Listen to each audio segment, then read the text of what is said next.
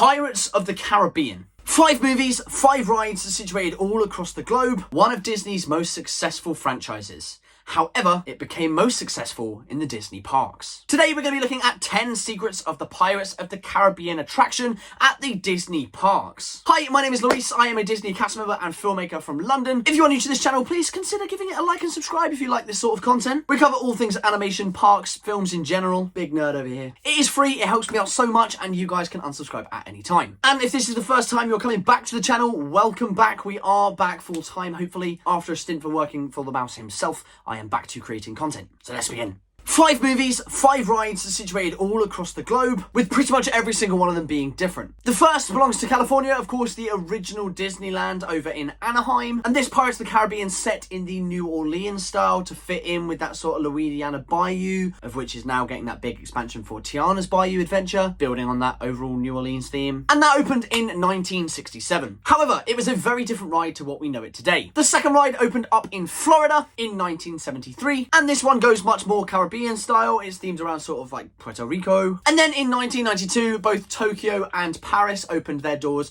Tokyo, exactly the same as the original California ride, and then Paris with some very notable differences. However, this one is also sort of Puerto Rican tropical themed. And then lastly, Shanghai, they opened their doors in 2016. This one specifically themed more to the actual films themselves, with some very, very clever technology as well. But that brings us onto our first and probably most commonly known point today, that the films were based on the ride. Now, of course, the Pirates of the Caribbean franchise being one of the best and biggest that Disney has ever produced. Johnny Depp, Orlando Bloom, Keira Knightley, you know the crew. It has definitely proven its success, and it is rumoured to come back very, very shortly. However, Johnny Depp is actually only recently been put into the ride itself, since obviously the films were made, but the ride did come first. The ride was such a massive success that it did spark much attention for a film. People wanted it, so that's exactly what Disney did. And it still to this day remains one of the most popular films and one of the most popular rides within a Disney park. We've had a few other Disney rides that have been turned into movies, such as the Haunted Mansion, obviously with a new one coming out last year, and I really hope to see a couple more of these in the future, and I will hopefully be making a video on that very soon. Number 2, Club 33, the Dream Suite, and 21 Royal. Now, that kind of sounds like 3 in 1, but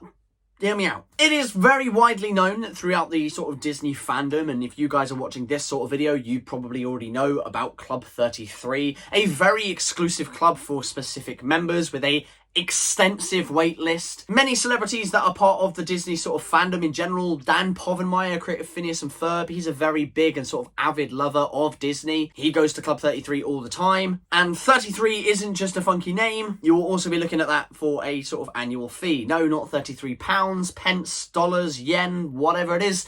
You're looking at $33,000 a year. It is rather expensive. But one of these clubs, they're very exclusive. They used to be the only places on Disney property to serve alcohol. One of these was actually located above Pirates of the Caribbean, or the ride building, I guess, in California. I went to go saw it. Kind of cool. Check out the vlog. And trust me, if I had the money, I would join it. But I don't have the money, so I won't. Alright.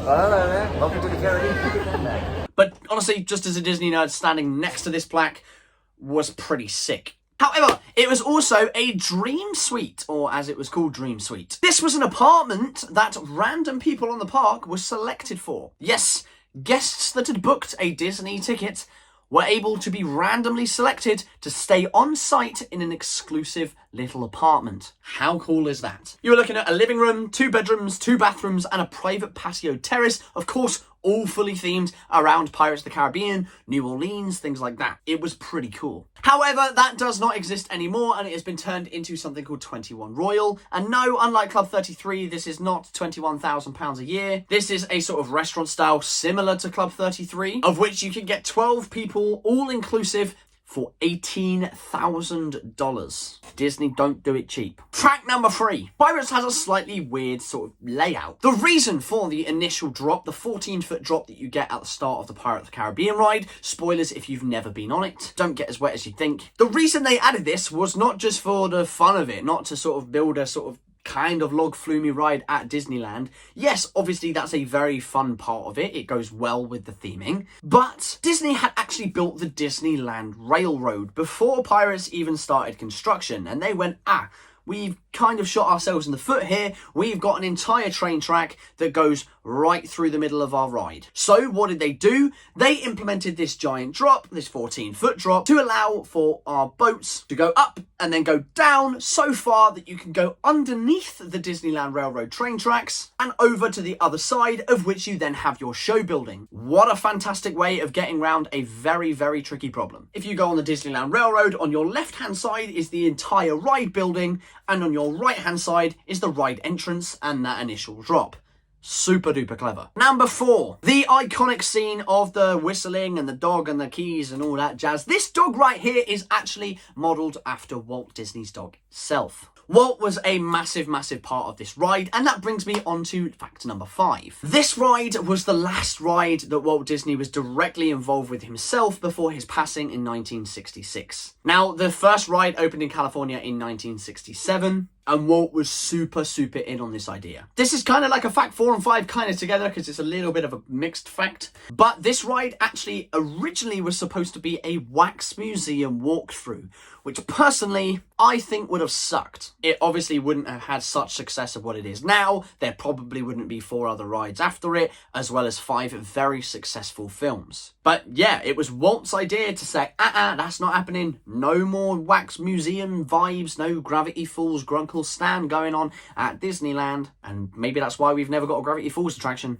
But we're going to make it a dark ride and put you in boats and make it not as annoying as It's a Small World. And by God, I think that was a very, very good idea. Fact number 5. Now, this one also a pretty sort of well-known fact throughout the Disney community. The skulls. Now, in the original opening day of the 1967 attraction Pirates of the Caribbean, every single bone that you saw on the skeletons inside that ride were real. They were provided to the Disney parks by the UCLA Medical Center, and then obviously over time they were swapped out again, not only because that's super duper freaky, but also low-key kind of unhygienic. Obviously, when more rides opened in different parks, they didn't have that same process. They knew how to make realistic looking bones by this point, so they just did that instead. However, it is heavily, heavily rumoured that one real set of bones still exists. And that is this headboard that you see right here. The skull that you see at the top of the headboard